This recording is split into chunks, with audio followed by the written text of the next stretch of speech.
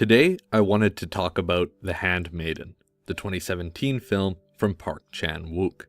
The description reads, set during the Japanese occupation of Korea in the 1930s, a young handmaiden named Suki is hired by Lady Hideko, a reclusive heiress who lives in a sprawling mansion under the watchful eye of her domineering uncle Kozuki.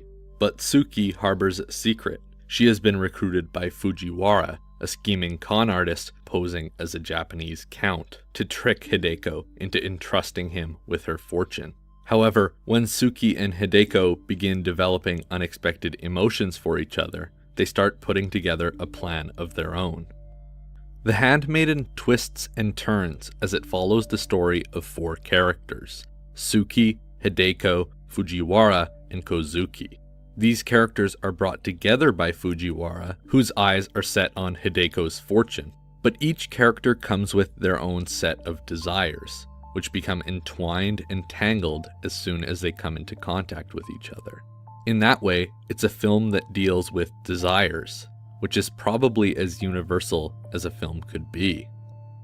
I wanted to talk about The Handmaiden, mostly because I feel that it's largely being ignored by the average North American audience. To my knowledge, it seems to have been a critical and commercial success, but it hasn't really entered the general public perception at all, and it hasn't even informed our cinematic vocabulary in a meaningful way. And I think that's really unfortunate, because The Handmaiden is one of my favorite cinematic events in a very long time.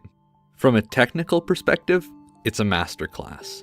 Park Chan-wook and his team delivered something both stunningly atmospheric and amazingly stylish in ways that truly elevate the film. And from a narrative perspective, it's equally impressive, both as a loose adaptation of Sarah Waters' 2002 novel Fingersmith, and as an incredibly compelling narrative in its own right.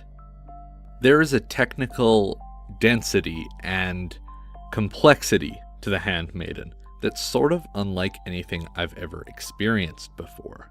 And I don't mean that in an unfavorable way. There's actually a confidence in it. And it manifests in atmosphere and style and the way you perceive or understand the film and its characters, even subconsciously. And because of the dense and technical way The Handmaiden is put together, there are some components of the film that would probably have had a hard time coming together harmoniously if it weren't for the level of technical mastery the cast and crew were able to achieve. I could talk for days about the overall direction, cinematography, and performances in The Handmaiden, but it's actually the quote-unquote smaller aspects of the film that truly bring it all together. Editing, music, art direction, set design, and even costume design stand out as the emulsifiers that make the film come together and elevate it above the sum of its parts. There's also a narrative density and complexity to The Handmaiden that I wasn't entirely expecting. The film is, essentially, a love story, but it's a subversive love story. It's about two women, Suki and Hideko, escaping the patriarchal chains that Fujiwara and Kozuki have imposed on them. Suki and Hideko are nothing more than objects to Fujiwara and Kozuki, and in subverting that objectification, Suki and Hideko are able to reclaim their agency. And it all plays out over the course of its three distinct acts. First, beginning with Suki's perspective, then returning to that time frame from Hideko's perspective, and lastly, moving on to a more omniscient perspective that pushes the narrative forward to its conclusion. It's strangely compelling, as each act effectively pulls back layers of detail so that the viewer can piece together a full timeline of events from multiple perspectives.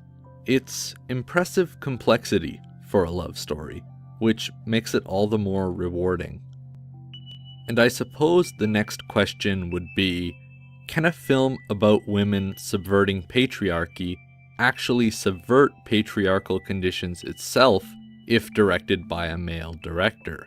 Or maybe more simply, does the potential male gaze of a male director or audience counteract any subversive elements the film contains?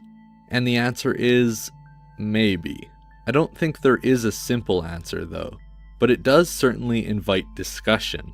There's a fantastic video from Ian Danskin over at Innuendo Studios that tackles that discussion head on, and I absolutely recommend checking it out, but only if you've already seen The Handmaiden, as it does contain spoilers. I'll put a link to that video in the description for those of you who may be interested. As usual, I'm avoiding spoilers as much as possible at this point. The Handmaiden is meant to be experienced. It twists and turns, never to trick the viewer, but simply to heighten the experience. Spoiling those twists and turns wouldn't ruin the narrative of the film, I'm sure of it, but it may leave the viewer with a slightly dulled experience, which isn't something I want to facilitate. As you can probably tell, I loved The Handmaiden. It's as dense and complex cinematically as it is narratively, and it ends up being a film that's sort of universal in themes, but utterly unlike anything else I've ever seen before. This isn't one you should allow yourself to miss.